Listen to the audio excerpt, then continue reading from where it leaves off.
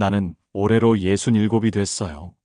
고향은 전북 김제, 지금은 서울 둘째 아들 집에 잠시 머물고 있죠.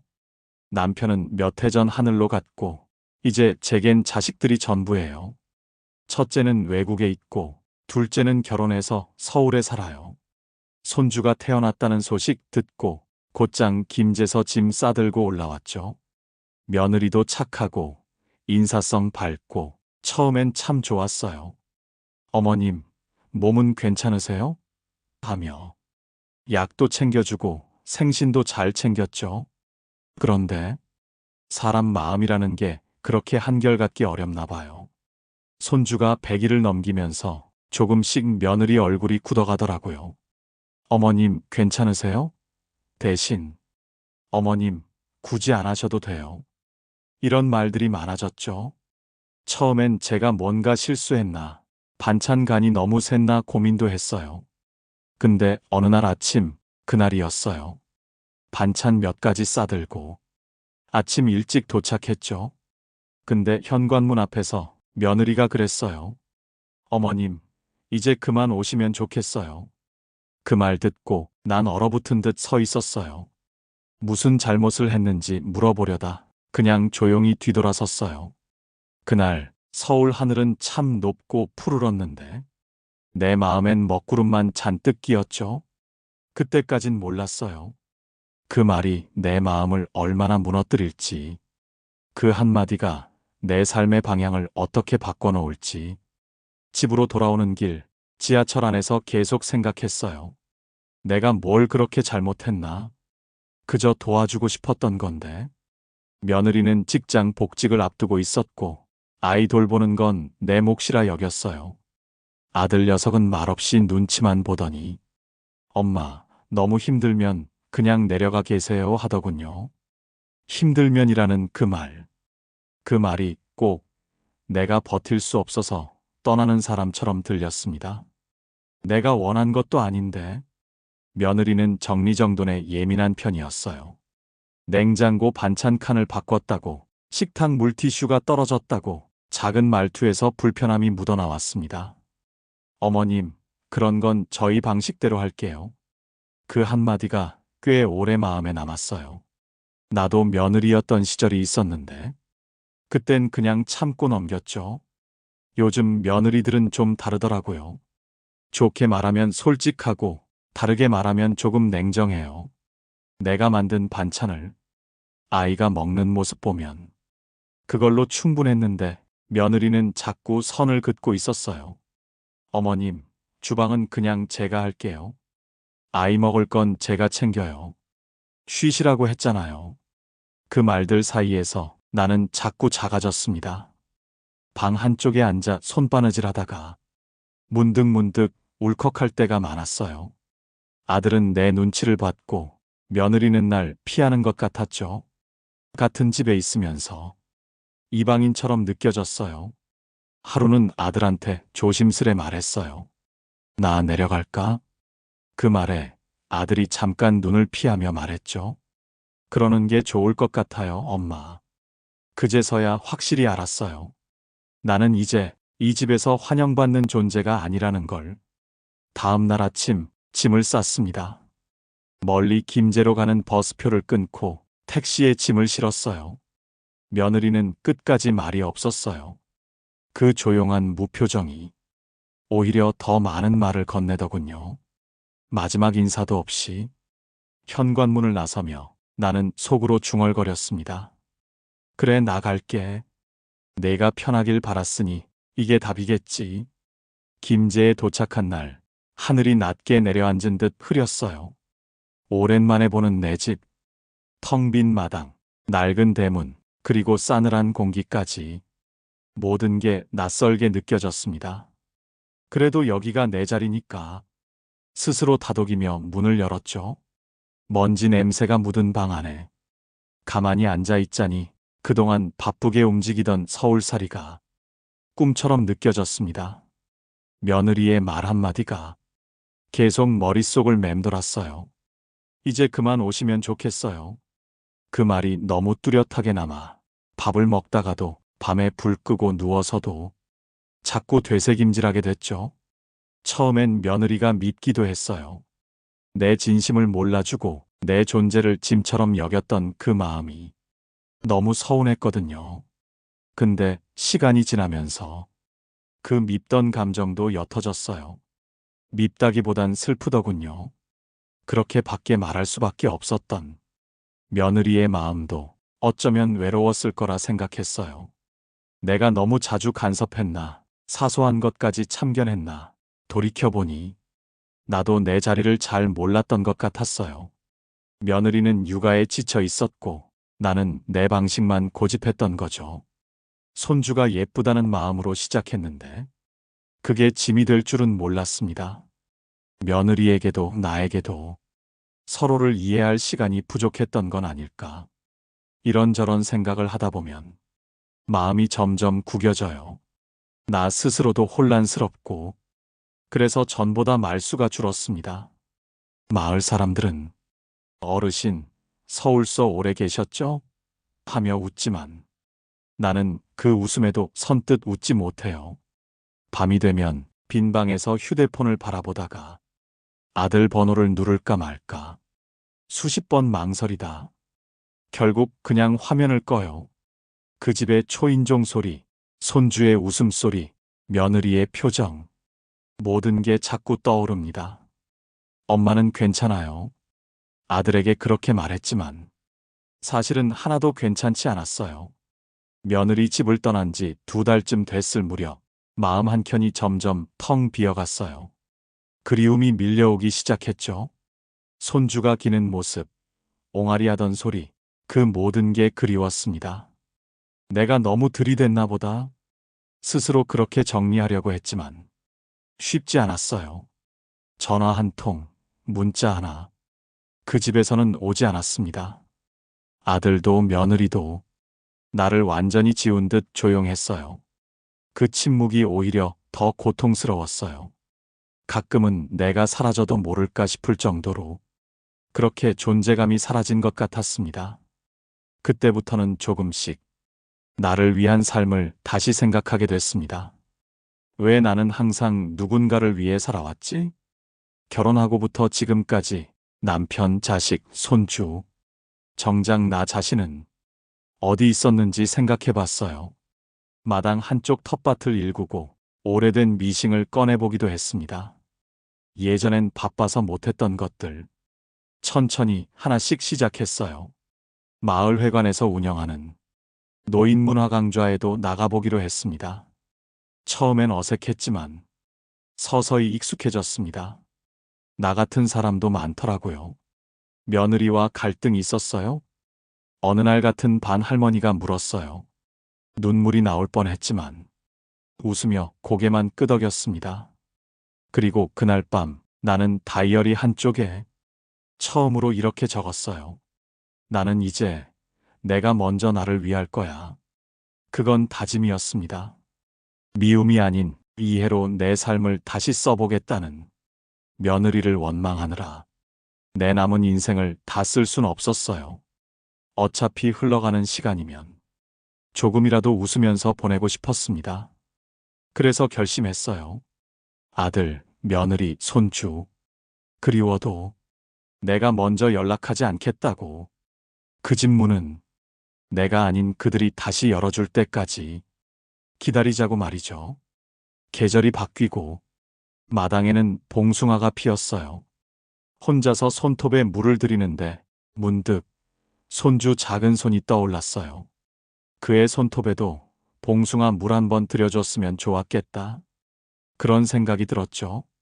가끔 마을 우체통을 열면서 혹시 편지가 와 있을까? 괜한 기대도 했어요. 그럴 리 없다는 걸 알면서도 기다리는 건 참 멈추기 어렵더라고요. 그러던 어느 날 낯선 번호로 전화가 왔습니다. 망설이다가 받았더니 며느리였어요. 어머님 잘 계세요? 그 목소리가 예전보다 훨씬 조심스럽고 작게 들렸어요. 나는 한참 말을 잇지 못했어요. 응, 잘 지내고 있다. 그렇게 대답했죠. 며느리는 한참을 말없이 있다가 이렇게 말했어요. 죄송했어요. 그땐 저도 너무 지쳐 있었고, 어머님 마음, 이제야 좀 알 것 같아요. 그 한마디에 내 마음이 훅 풀렸습니다. 억지로 참았던 눈물이 뚝뚝 떨어졌어요. 나도 너한테 미안했다. 그땐 나도 너무 앞서갔던 것 같아. 진심으로 말했어요. 우리는 말없이 서로의 숨소리만 들으며 전화를 마쳤고, 나는 한참을 앉아 있었습니다. 다음 주에 손주랑 같이 내려오겠다고 하더군요. 그 말에 괜히 마당을 둘러보게 되더라고요. 지저분한 화분 치우고 텃밭 고랑도 다시 정리했습니다. 그 아이 발걸음이 다시 이 집을 밟을 수 있다는 것만으로도 이상하게 마음이 벅차더라고요. 그리고 알게 됐어요. 이 세상 모든 관계는 거리를 잘 재야 한다는 걸. 너무 가까우면 상처나고 너무 멀면 외로워요. 그 중간 어디쯤에서 서로를 바라보는 게 진짜 가족 아닐까 싶어요. 지금도 가끔 그날 며느리의 말이 생각납니다. 그렇지만 이젠 울지 않아요. 그 말이 나를 아프게 했지만 결국 나를 다시 살게도 했거든요. 며느리가 손주를 데리고 시골집에 온 날, 나는 며칠 전부터 잠이 오지 않았어요. 설렘인지 긴장인지 아무튼 마음이 분주했어요. 손주가 대문 앞에 모습을 드러냈을 때 작은 두 다리로 총총 걸어오는데 눈물이 왈칵 쏟아졌어요. 할머니, 그 소리에 가슴이 덜컥했죠. 나는 웃으며 손을 벌렸고 그 아이가 안겨들었어요. 며느리는 문 앞에서 멈춰 서 있다가 조용히 인사했어요. 안녕하세요, 어머님. 그 말투 속엔 미안함도 어색함도 그리고 조금은 변한 마음도 느껴졌어요. 왔구나. 고생했지. 그렇게 짧게 인사하며 나는 며느리를 안으로 들였어요. 처음 며느리는 방 안 구석에 조심스레 앉았고 손주는 집안 여기저기를 뛰어다녔어요. 잠시 후 내가 만든 감자전이 식탁에 올라가자 며느리가 말했어요. 어머님, 이거 예전 생각나요. 처음 먹었을 때 너무 맛있었는데. 그 한마디에 나도 모르게 미소가 났습니다. 그때부터 대화가 조금씩 열렸어요. 서울은 어때? 좀 정신없죠? 육아랑 일 병행하는 게 생각보다 많이 버겁더라고요. 며느리는 조심스럽게, 하지만 솔직하게 속마음을 꺼냈어요.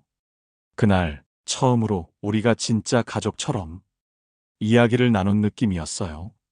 나는 말했죠. 내가 너무 앞서갔던 것 같기도 해. 넌 내 방식이 있었을 텐데. 며느리는 고개를 끄덕이며 말했어요. 근데요, 어머님. 그때는 저도 너무 어렸던 것 같아요. 서로가 조금씩 어른이 되어가고 있었어요. 상처를 덜어내고 남은 마음을 나눠 가질 수 있을 만큼 우리는 더 단단해지고 있었죠.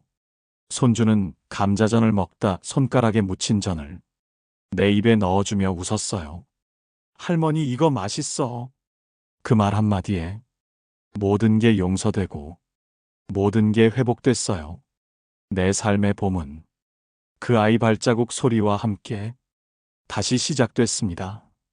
손주와 며느리가 이틀을 머물다 갔어요. 헤어질 땐 아쉬움이 컸지만 이번엔 마음이 달랐어요. 예전처럼 붙잡아야지. 그런 생각이 들지 않았어요.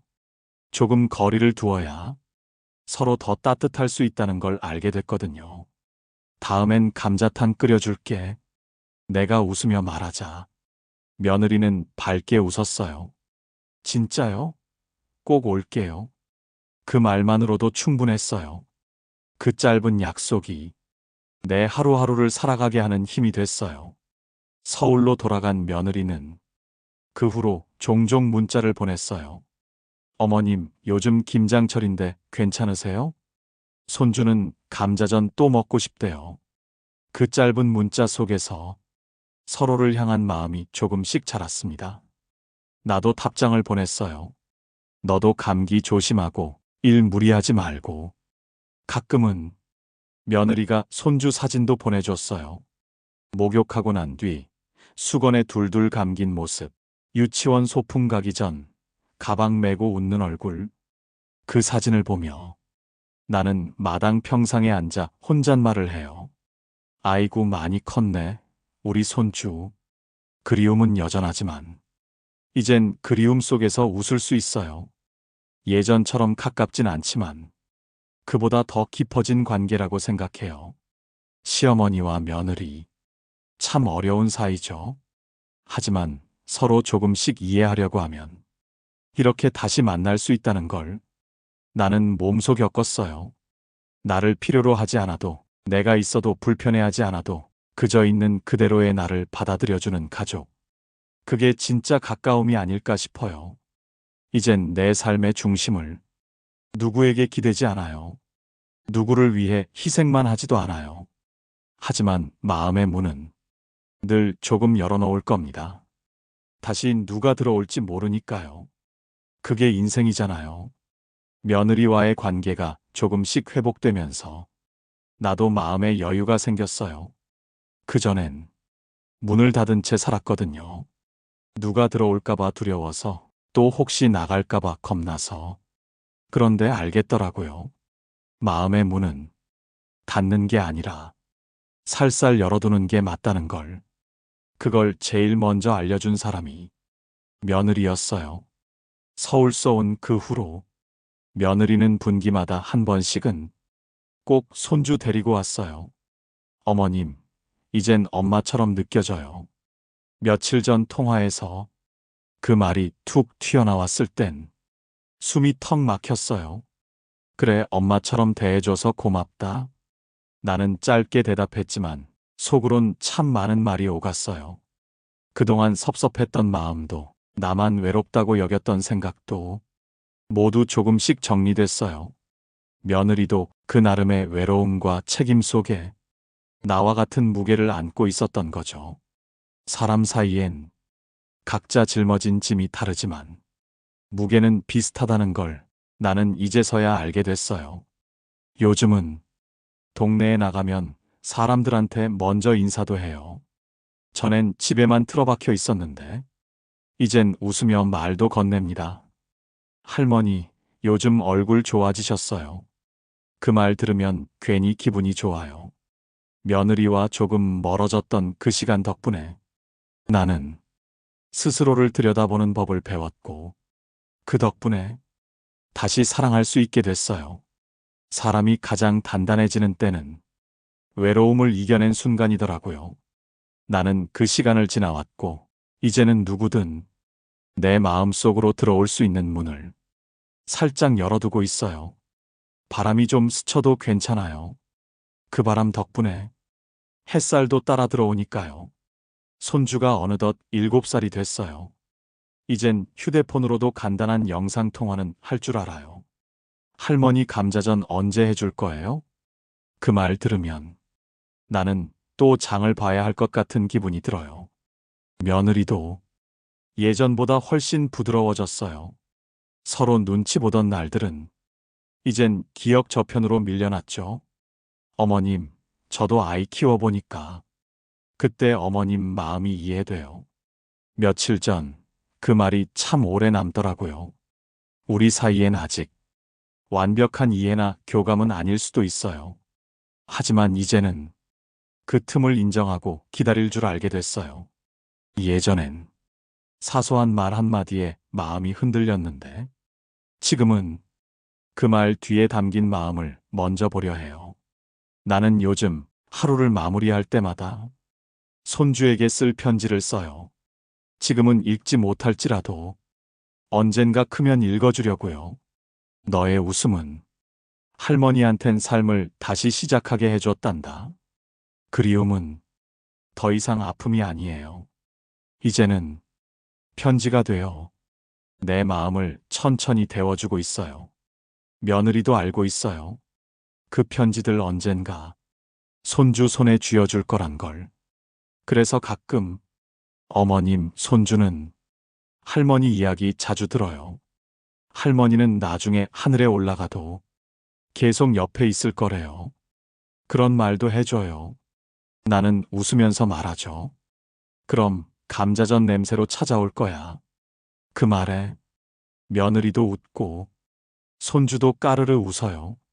우리 가족은 그렇게 조금씩 시간 속에서 서로를 다시 알아가고 있어요. 멀어졌던 만큼 다시 가까워지는데도 시간이 필요하더라고요. 하지만 천천히 오면 돼요. 늦지 않게만.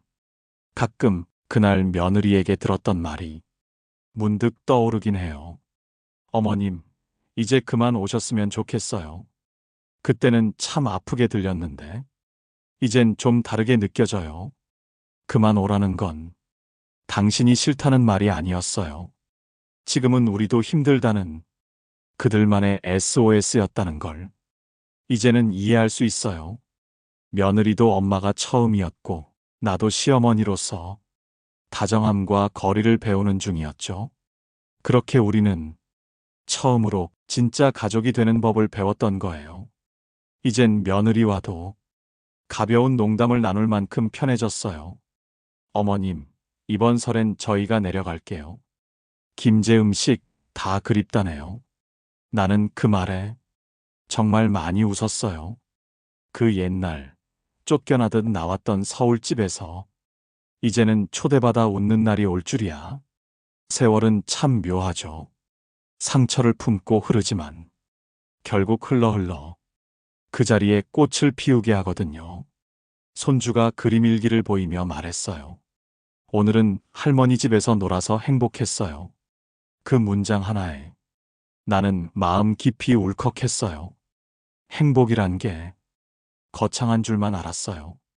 그런데 어느 날 문득 누군가의 말 한마디, 웃음 하나, 그 안에 다 담겨 있다는 걸 알았어요. 나는 지금 김제의 오래된 마당 한가운데서 새로운 이야기를 써가고 있어요. 이야기의 주인공은 나고 며느리고 우리 손주예요. 다시 시작할 수 있다는 건 살아있다는 가장 고마운 증거 같아요. 어느 날 갑자기 쫓기듯 집을 나왔던 시어머니. 그 눈물은 끝이 아니었어요. 그 눈물 끝엔 용서가 있었고, 이해가 있었고, 사랑이 다시 피어났습니다. 우리가 사는 이 인생, 때론 멀어졌다가 돌아와야 가까워지는 사이도 있습니다. 잊지 마세요. 가족이라는 이름 아래 다시 손잡을 수 있다는 걸요. 그리고 당신도 그 이야기의 주인공일 수 있습니다.